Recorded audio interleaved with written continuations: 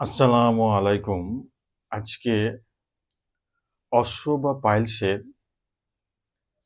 কি এবং এর কিছু ব্যবহৃত গুরুত্বপূর্ণ হোমিওপ্যাথি ঔষধ নিয়ে কথা বলবো। তো ভিডিওটি শেষ পর্যন্ত দেখতে থাকুন। অশ্ব বা পাইলস কি? মলদ্বারের বাইরে বা ভেতরের চারিদিকে শিরাগুলি যদি কোনো কারণবশত ফুলে ওঠে এবং প্রসারিত হয় এবং মটরদানার মতো হয়, তবে এই লক্ষণকে অশ্ব বলে। স্ফীত এবং প্রসারিত শিরাগুলোকে বলি বলে।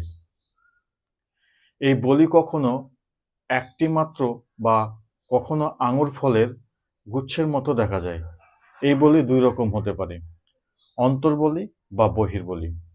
মলদ্বারের ভিতরে ও বাইরে শিরা স্ফীত, চর্ম শক্ত ও কুঞ্চিত হয়ে ছোট ছোট বলি উৎপন্ন হয়। এই অশ্ব বা পাইলসের বেশ কিছু গুরুত্বপূর্ণ হোমিওপ্যাথি যেগুলি খুবই ব্যবহৃত হয় সেগুলো নিয়ে কয়েকটি কথা বলবো। প্রথমে আসি ইসিকিউলাস ঔষধটি। এর লক্ষণ কি থাকে? সামান্য রক্তস্রাব, গুহার দ্বারে যেন ধারালো বাঁশের কঞ্চি আটকানো আছে। অশ্ব বা বলি বেগুনি বর্ণ, গুহার দ্বারে শিরাস্ফীত, বেদনাযুক্ত শুষ্ক মলত্যাগে বেদনা।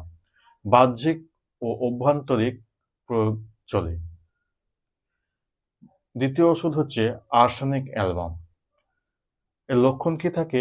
গরম বোধ, মনে হয় অশ্বের ভিতরে গরম সূচ ফোটানো হচ্ছে। পিঠে অসহ্য বেদনা, বলি নির্গত, স্বতন্ত্র অত্যন্ত বেদনাযুক্ত, কুণ্ঠন ভাব, সরলতন্ত্র এবং গুহার দ্বারে জ্বালাকর বেদনা। অতি সামান্য মল, কালো বর্ণ, বৃষ্টি দুর্গন্ধ, চাপ বোধ, জ্বালাপোড়া ইত্যাদি লক্ষণ থাকে। তৃতীয় ওষুধটি হচ্ছে কলিনসোনিয়া। এর লক্ষণ কি থাকে? কোষ্ঠকাঠিন্য সহ পুরাতন অশ্বরোগ, মলদ্বারে চুলকানি, রক্তস্রাবী বা অল্প অশ্ব, মলদ্বারে ভারবোধ, গুহার দ্বার শুষ্ক, মনে হয় গুহার দ্বারে কাঠি ভরা আছে।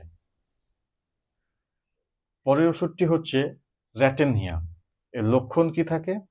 অত্যন্ত চুলকানি, মলত্যাগের পর মলদ্বারে অনেকক্ষণ পর্যন্ত ব্যথা ও জ্বালাপোড়া, মনে হয় মলদ্বার আগুনে পুড়ে যাচ্ছে, অশ্ব বের হয় ইত্যাদি লক্ষণ থাকে। আরও একটি ওষুধ হচ্ছে সালফার। এর লক্ষণ কি থাকে? অত্যন্ত কোষ্ঠকাঠিন্য, ছোট ছোট গুটলে মল, গুহার দ্বারে জ্বালাপোড়া, কুটকুট করে, বারবার মলত্যাগের ইচ্ছা, রক্ত মিশ্রিত মল, অন্ধবলি ইত্যাদি লক্ষণ থাকে। এছাড়াও আরও অন্যান্য মেডিসিন আছে, যেমন graphites, hamamelis, aloes, millefolium, capsicum, hypericum ইত্যাদি। তো আমরা ওষুধ সেবনের আগে অবশ্যই একজন চিকিৎসকের পরামর্শ নেব এবং সঠিক ঔষধ সেবন করব। ধন্যবাদ।